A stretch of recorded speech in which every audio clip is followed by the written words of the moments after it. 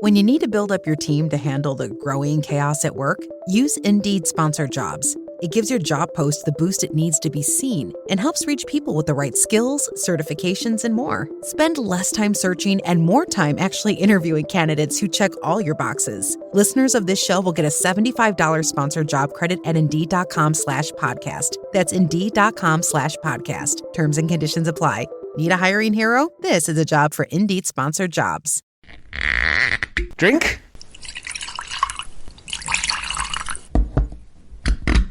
Now, shall we begin?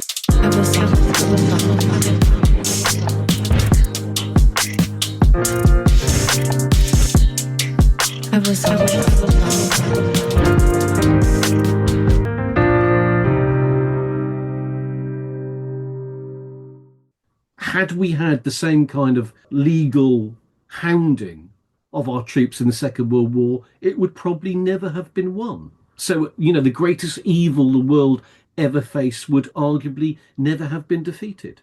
Hello. Today, the best-selling author Damien Lewis joins to discuss Special Forces Ops in the Second World War, including the SAS, the SBS, and the little-known Greek version, the Sacred Squadron.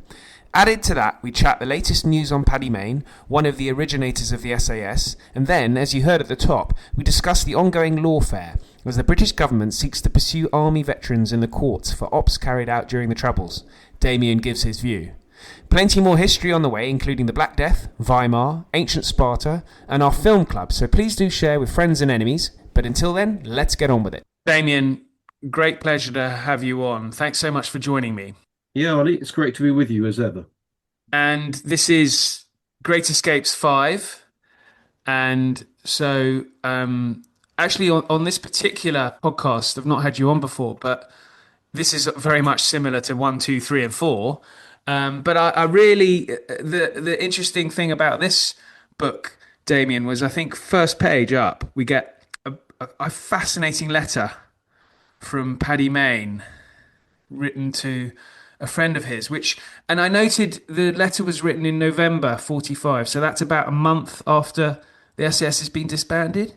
That's right. And he's not a man given to expressing emotion, so it doesn't, I guess, unless you knew that, you wouldn't think there was much emotion in it, but there really is in this letter, isn't there, Damien? Can you just talk a little bit about it? It's fascinating. Yeah, it's an absolutely amazing find. I mean, there's a wonderful story behind it. So I live in Dorset in a little village in the middle of nowhere, and somehow one of the villagers, I've only lived here for 5 years, worked out that I was the author, and by unbelievable coincidence, he happens to be from the family of Harry Poet. Poet was one of Paddy Mayne's key deputies in World War II, and an acclaimed Special Forces soldier.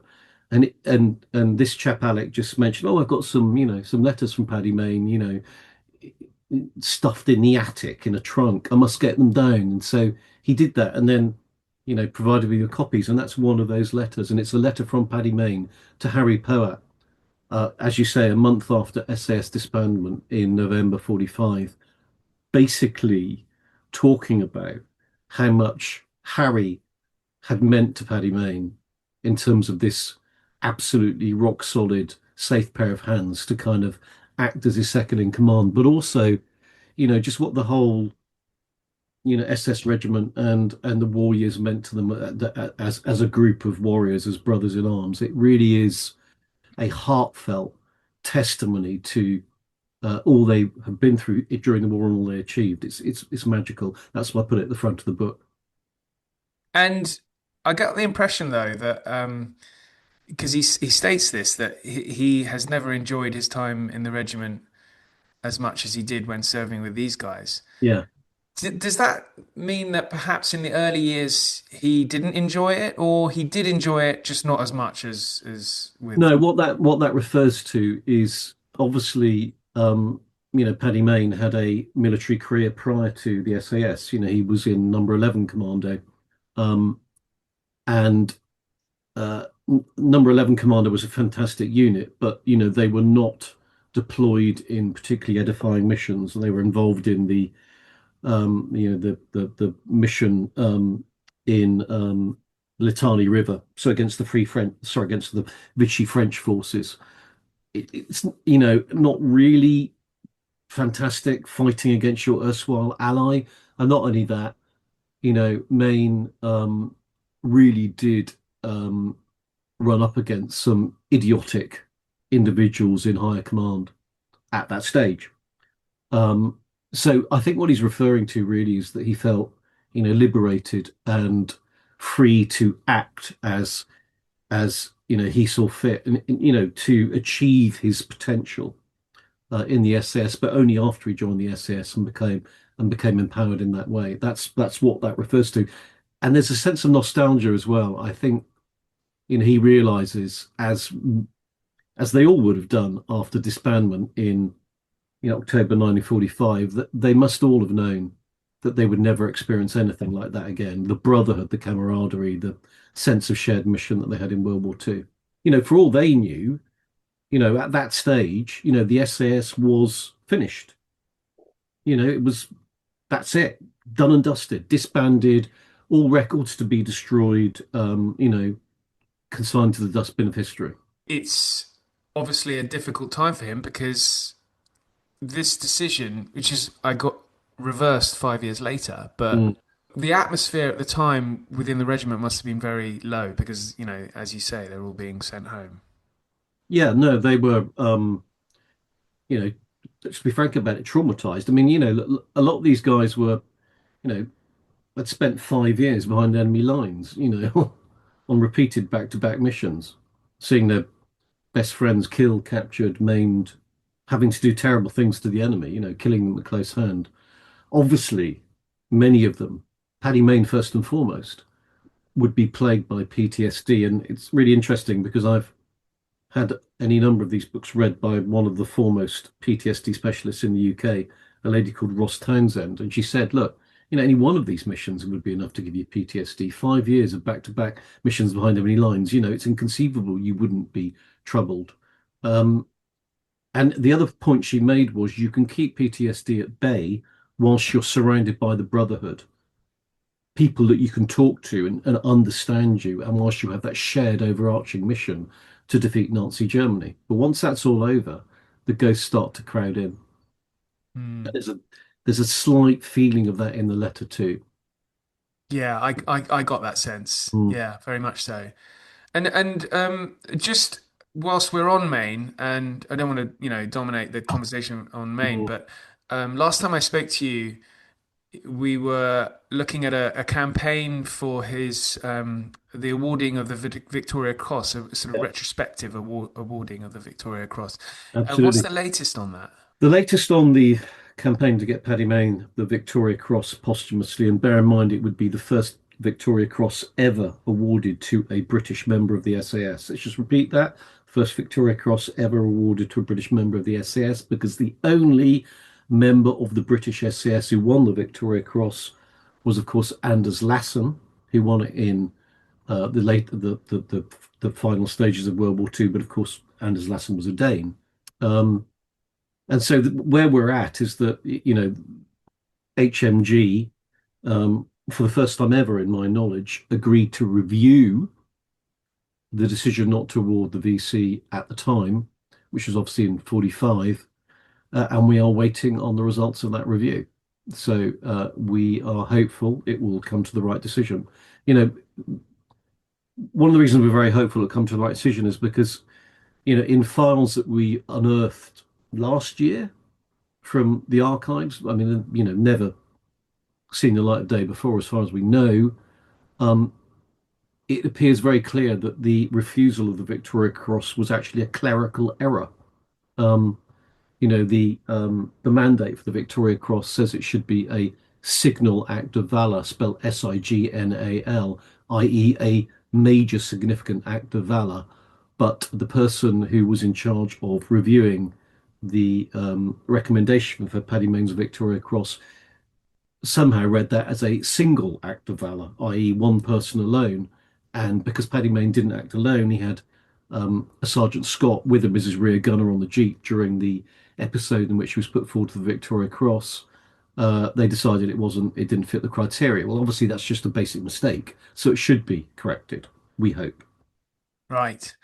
Does that mean, just lingering on this slightly, does that mean then that often the top brass are blamed for not giving him the Victoria Cross? Does that mean that, really they've rather been unfairly attacked over this particular decision because it sort of feeds into a wider distrust of amongst the upper echelons of the Special Air Service during the Second World War? Possibly. I mean, obviously the SAS were not popular during the World War II. Well, not with, some in many in high command and some in political power because they were, ungentlemanly, piratical, all the things that we love about them, and why they were so successful, doing the unthinkable, all those aspects that they specialized in.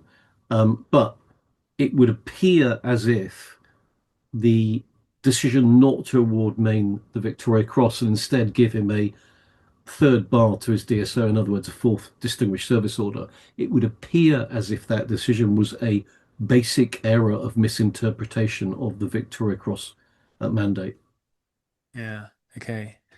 Well, this book is classic Damien Lewis fare here. This book, it's very easy to read, really ripping yarns, great stories.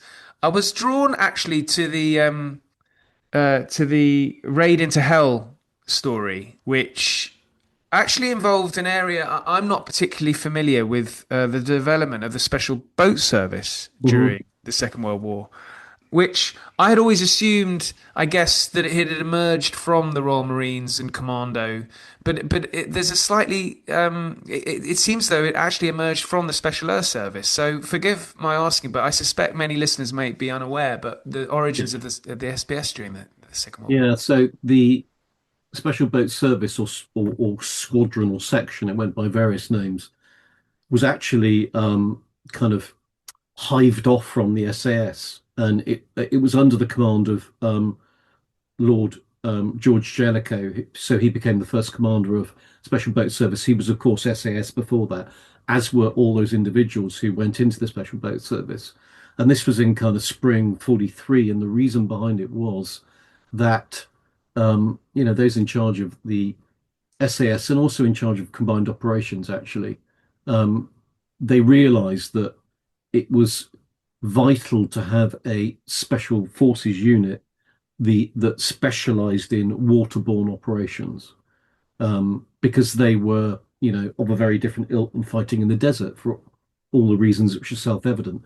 So they hived off, the Special Boat Service into its own kind of clandestine outfit, and that continued until the end of the war. Now, having said that, lots of individuals had a very fluid identity. You could be SAS, SBS, SOE. Lots of them wore all different hats. I mean, there are loads of stories of guys who, deployed on D-Day operations. And yes, they were officially in the SAS. Well, actually, they were officially still serving with their parent regiment, of course. They're only ever on secondment to the SAS. But, any number of those individuals actually were also in members of the Special Operations Executive, SOE, Churchill's Ministry of Exemplary Warfare. For obvious reasons, SAS operations tended to stray into that kind of territory. And it was the same between in terms of SAS and SBS identities. Anders Lassen, who I mentioned earlier, winning the Victoria Cross. Well, he won the Victoria Cross when he was, officially serving with the SBS Special Boat Service. But of course, he'd been SAS before that, and before that, he'd been in the small scale raiding force, which was the force set up in the UK to carry out cross channel raids. And before that, he'd been in the Maid Honour Force, which was this tiny outfit set up by Ian Fleming under SOE, Special Operations Executive, to carry out these crazy, mad snatch missions across the world. So, yeah, the point I'm making is within the world of special operations, one could have lots of different identities and wear lots of different hats at the same time. Yeah. Well, this particular raid is really interesting because it also involves yet another, I guess, group of special forces that are trained by the SAS, and they're Greeks. I was very interested in the Sacred Squadron. I Yeah. mean, it has echoes of the kind of the sacred band of Thebans Yeah. from antiquity. Yes. But this is a fascinating story. Tell me a little bit about the Sacred Squadron and obviously this wider mission. Greek Sacred Squadron was a special forces unit. The Greeks set up. Obviously, it kind of came into its own after the Axis forces seized Greece. So it operated alongside the SAS in North Africa, for example. They had their own jeeps and their own squadrons, and then across wider theatres, the Dodecanese, the Aegean, where this mission's set. And they were renowned as being, extremely capable special forces fighters. There's actually some classic footage which you can watch on YouTube of Greek Sacred Squadron uh, members in action, and they're actually driving their jeeps through the North African desert. Uh, Really? Ah, I'm going to put a link in for uh, the listeners here for it's this. it's a fantastic and very rare piece of footage, actually. So yeah, they were highly regarded, and of course when it came to the special operations missions that were carried out in Crete or in Greece itself, they were of course invaluable because for obvious reasons. And not only did they know the country and terrain, but they spoke the language, and all those reasons why it was made every sense to have members of the Greek Sacred Squadron embedded within your unit. So, for example, when Anders Lassen um, led the mission to liberate Salonika, for example, Greece's second city, with like 20 guys and a few jeeps. Having Greek Sacred Squadron members embedded within your number was absolutely critical. I mean, the sheer audacity of some of these operations is just it's just mad. I can imagine though the Greeks they have a kind of a reputation for being I don't want to say well if I say slightly mad it shouldn't sound pejorative but they are slightly mad they are aren't they? Well, I mean, they've obviously got an extremely long warrior tradition, and any number of countless stories of incredible feats of martial arms. So they were perfect bedfellows for the SAS because they shared that and the SBS. They shared that maverick spirited, think the unthinkable, do the unthinkable, no mission is impossible kind of outlook. And you had to have that self-belief. If you're going to take 20 men or 40 men, or however many it was that Anders Lassen took to liberate Salonika, Greece's second city, which was garrisoned by 2,000 German troops, and do it by bluff and daring and chutzpah, which is what he did. Um, you've got to have, not only does the warrior spirit have to run really deep within you, but you've got to have that incredible outlook that they specialized in. And the Greek Sacred Squadron were of a similar ilk. Yeah, so very early on in the mission, which the chapter deals with, really it focuses on, it's a mission to assault an Aegean island, which is held by a very significant German force, and to basically take a villa, which is a German forces headquarters. Um, I mean, you could argue it's kind of a suicide mission because the odds against them are massive. Not only are they heavily outnumbered and outgunned, but they're the Germans are embedded within this redoubt, this supposedly impregnable fortress. And not only that, the mission is kind of dogged by you could call it betrayal, you could call it misfortune, really from the outset. So two Greek Sacred Squadron members are drowned early on in the first attempt to carry out the mission. The local guides either betray them or um, genuinely claim that they don't know the route to get them to. It's at night, they're going under cover of darkness, don't know the route to get them to the target, and they have to be threatened themselves with execution. It's kind of a mission which is, dogged by the kind of misfortune, which if you were the commander, who was Ambrose McGonigal, who's a really interesting character himself. He's a Southern Irish Catholic. He's the brother of Owen McGonagall, who was Paddy Mayne's best mate at the outbreak of World War II. So it's Owen and Paddy who meet at university in Belfast, who volunteer for a number 11 commando together, and then Owen is the guy who gets Paddy Mayne recruited into David Stirling's SAS as one of the originals. Now Ambrose is Owen's older brother, so he's in charge of this mission in the NG, and he's serving in the SBS. And as they go in, and as misfortune piles upon misfortune, and it becomes pretty clear actually from the locals they bump into during this night march across the island to get to the target, that their mission has been blown, that they've been betrayed.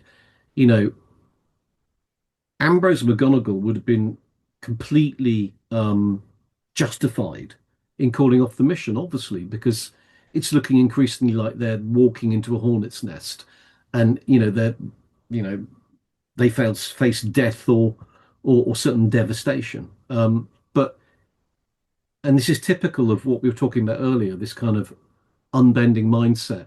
The attack goes in anyway, and it's an absolutely brutal, hellish, bloody siege in which any number of those on the assault force carry out the most unbelievably heroic duties. I mean, just one example is a Bren gunner who's firing into the windows of this villa to try and, enable the SBS to storm it through the front entrance and get into the villa. And he's shot in the back and wounded. And his response to that is to pick up his Bren gun and carry on fighting. And that's just one of any number of unbelievably, standout heroic actions.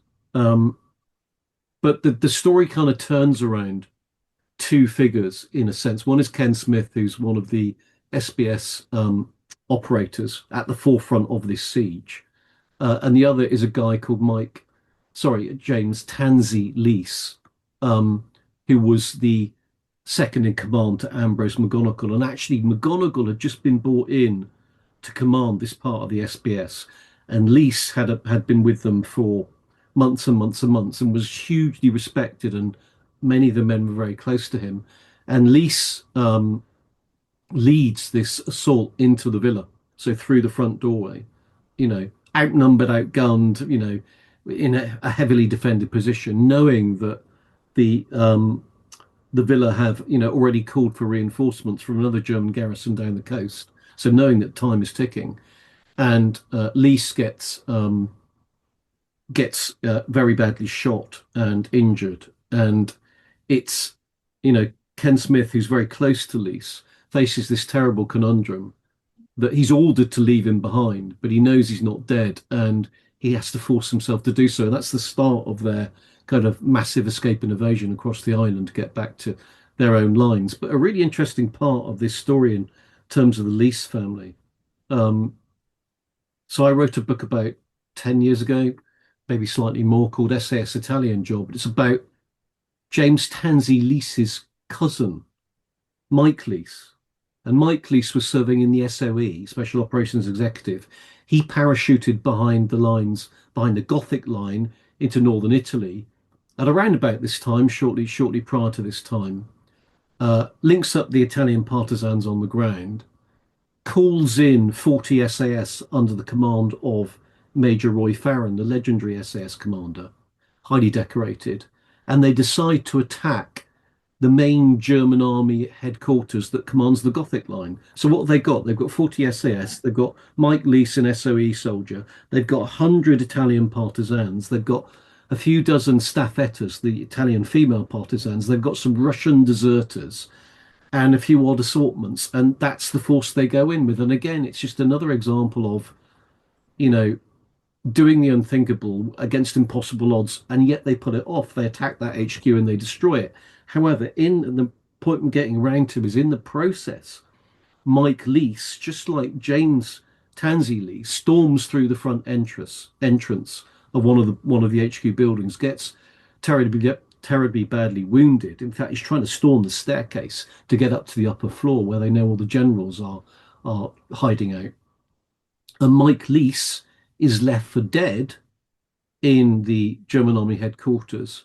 And it's about the same time. There's just a few days difference between that happening and James Tansey Lease getting left for dead during the Villa headquarters assault that I write about in SAS Great Escapes 5. So you have two members of the same family involved in these incredible special forces operations facing a very, very similar fate indeed. In fact, Mike Leese is rescued in, yeah, one of the most extraordinary stories from the Second World War. I can't go into how his rescue is just very briefly. So I'm trying to cut a long story really short. He's rescued by the Italian resistance, taken to a remote um, mountaintop position where a Italian pilot who served obviously with the Italian forces, also was our enemy, flies a Fusilier Stork, which is a light German spotter plane, all the way across the Gothic line, through weaving his way through German positions, lands this Fusilier Stork literally on a matchbox on the edge of this mountain, loads a very badly wounded Mike Leese aboard, and flies him back to Allied lines, and that's how he's got out to hospital and actually survives the war. So um, James Tansey Lee's fate is sadly different. He's mortally wounded, and as the SBS force withdraw, he is eventually captured by the Germans who reinforce that position. And he's not. He takes 2 or 3 days to actually pass away. The Germans try to save his life, and they fail to do so. So James Tansey Lee loses his life in the assault, as do a number of others killed and injured. But the assault force itself, under Ambrose McGonigal, managed to get away. They managed this incredible escape and evasion, taking with them German prisoners that they've seized for intelligence purposes, and they managed to get back to Allied lines. I mean, these operations are extraordinary, but if one zooms out and looks at sort of, their strategic achievement, how did that help the Allies at this stage of the war? It's a really good question, and actually I don't know. It was something that I kind of wrestled with when writing it, because I don't know what the strategic value was. You could argue it helped free up, a strategic island which assisted in the Allied advance, but I don't really think so. I think they just went in because they wanted to take that position. It was just a kind of martial exploit that they felt they had to do. Yeah, of course, massive erosion of German morale. Of course, that happens. That results from it, because this is, um, you know, a mission impossible pulled off by a far smaller force than those they were attacking. But in terms of an overarching strategic achievement, I don't think there was one. It's not like what his cousin Mike Leese and Farron achieved with taking out that German headquarters. That has a massive ramification for the war in northern Italy. This is rather different. It's almost a raid for the raid's sake, and that's fair enough in its own way. Well, that's so interesting you say that, because I hate to drag this back to the present, but it's certainly in the news at the moment. But operations like that are, I mean, there was no way that would get sign off now. I mean, one gets the sense that barely anything gets a sign off because of the various legal challenges that certain politicians are keen to press for. I mean, where do you see special forces? I wanted to ask you this because you're probably the foremost special forces writer for the Second World War. So, where do you see special forces today? I think we're in a very, very dark situation.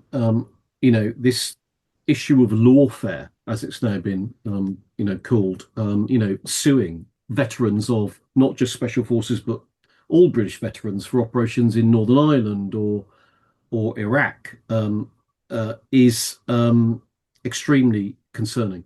Why is it extremely concerning?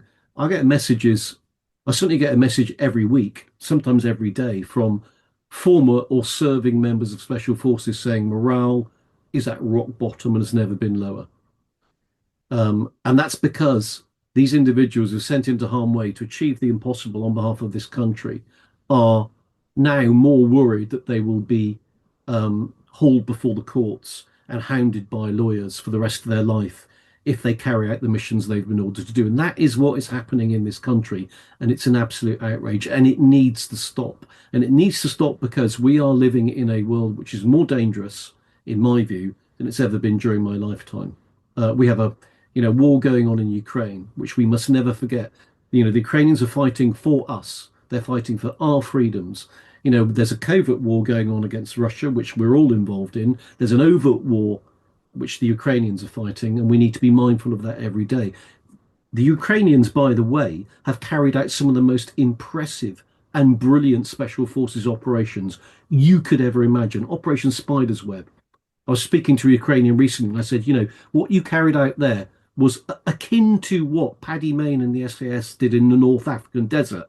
They drove 1,000 kilometers across the desert, got onto the enemy airfield, shot them up from their jeeps, and then withdrew. What they did in Ukraine in Operation Spider's Web was they sent drones in trucks, hundreds of kilometers through Russian territory, got to the air bases, launched the drones, and blew up loads and loads of Russian aircraft. Brilliant operation. That's just one of many. So the great thing about the Ukraine war is they have proved once again the value of a small group of men thinking the unthinkable and then doing the unthinkable. That out of the box thinking they're brilliant at, and it proves that in modern warfare it's just as valid now as it was back then. But if those individuals are thinking all the time, well, if I carry out this operation, I may end up in court and get sued and go to prison for the rest of my life, is that really going to be conducive to these kind of operations happening? No, it's not. So this needs to stop. It's very simple. It just needs to end. And I'm very glad that there's a significant campaign to get behind that and to call this out for what it is. Our servicemen are being hounded by lawyers for no appreciable reason. And look, in Northern Ireland, which I know a reasonable amount about because I've actually been, speaking to individuals at length about it, there is no proportionality.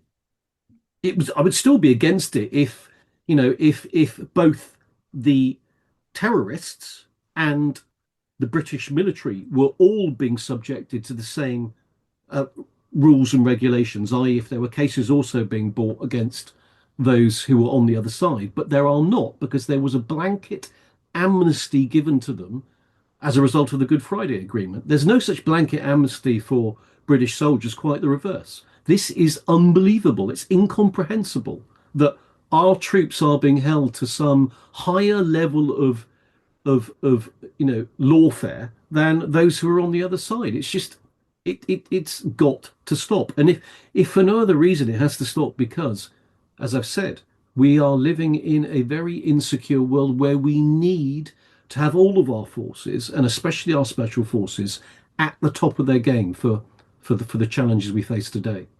Well, I mean, in reading your book, and if you applied today's sort of legal standards. Yes, 100%. If you applied today's legal standards, or the standards that certain members of the legal profession are applying to certain members of our armed forces, if you applied them to World War II, they'd all have ended up in court, being dragged through courts for carrying out operations to defeat the Nazi threat. And yes, sometimes they strayed, strictly speaking, beyond the law. Yes, they did. But when you read the accounts of how and why that ended up happening, you're like, thank God they did. And you're 100% with them. So you make a very good point. Had we had the same kind of legal hounding of our troops in the Second World War, it would probably never have been won. So, the greatest evil the world ever faced would arguably never have been defeated. Once again, we fail to learn the lessons of history. This is not that long ago. It's 80 years ago. And what's strange is this country. I mean, there's no other country that I'm aware of that is pursuing its veterans in such a fashion. I'm not aware of another country, foremost military nation, which is doing so. No, it is. It seems to be a British thing at the moment, and it's long past its sell-by date. This has to stop. We are attempting to move this country, as I understand it, onto a war footing. We are finally waking up to and let's hope, facing the fact that our military has been hollowed out following decades and decades of underinvestment. This is what has been happening, right? And we are now aware that this has to stop. We have to invest in our armed forces. We had to build them up to the hilt, rather like we did with the RAF prior to the battle in the months prior to the Battle of Britain. right? Without which the Battle of Britain would not have been won. I think it was 8% of GDP at that stage was being put into the armed forces. That's what we need to be doing in Britain today. And yes, at the same time, we need to stop the lawfare, stop the hounding of our armed forces, and do quite the reverse. Empower Yes. them to defend this nation and our allies across the world. That's what we need to be doing. I mean, specifically with Special Forces, I was listening to Richard Williams, a former Yes. commander of the regiment, who was describing, he was talking about the parity that the SAS has with a sort of Delta Force or US equivalents. Maybe not in resources, helicopters and things like that, but certainly, troop numbers of that level. It's Britain and America, and if this continues, then it'll just be America. Well, yes, I agree with Richard Williams, but I would go one step further. Look, how was Delta Force founded?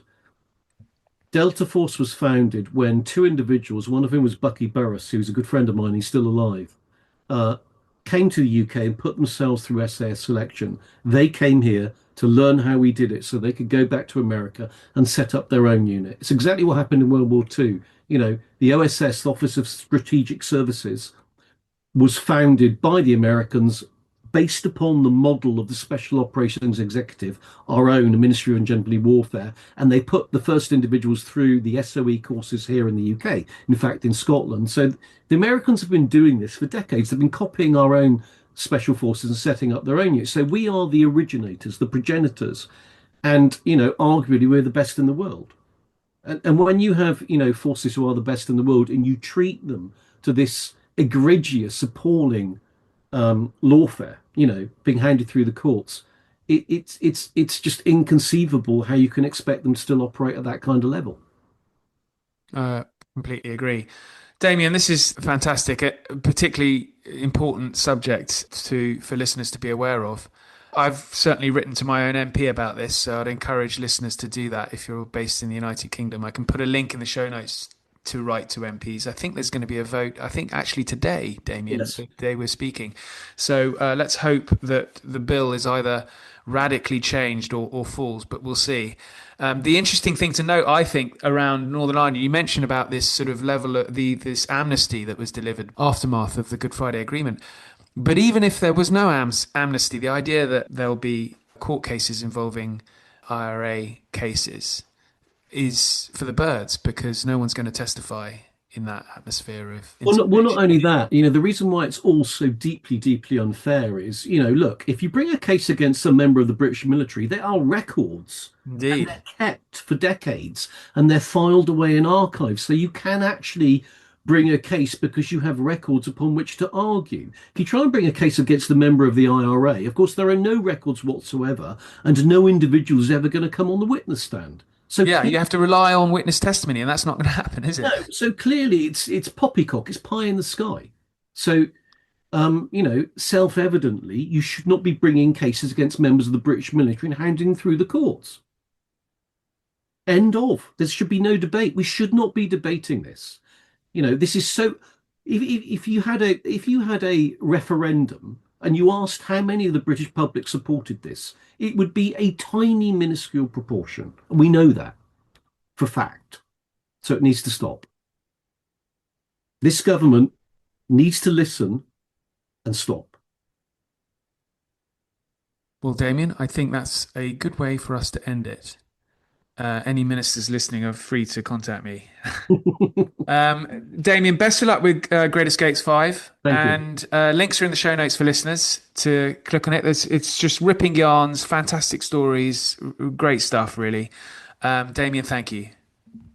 Thanks, Ollie. Great talking to you. And of course, let's not forget that any number of individuals in SAS Great Escapes carry out operations of a nature which, were they happening today, they'd end up in the courts under the present British system. Just one example, individuals very often go deep behind enemy lines, dressed in civilian clothing, carrying out really spectacular sabotage and ambush operations.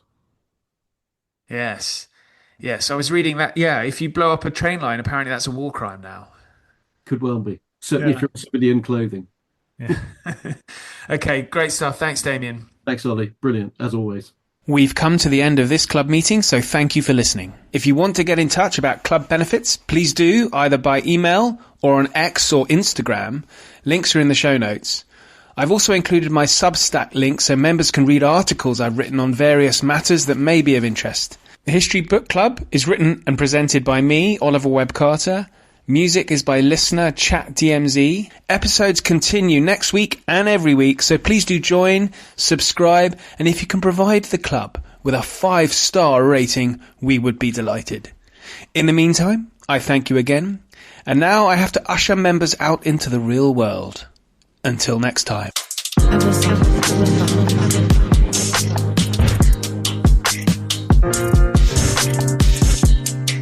I was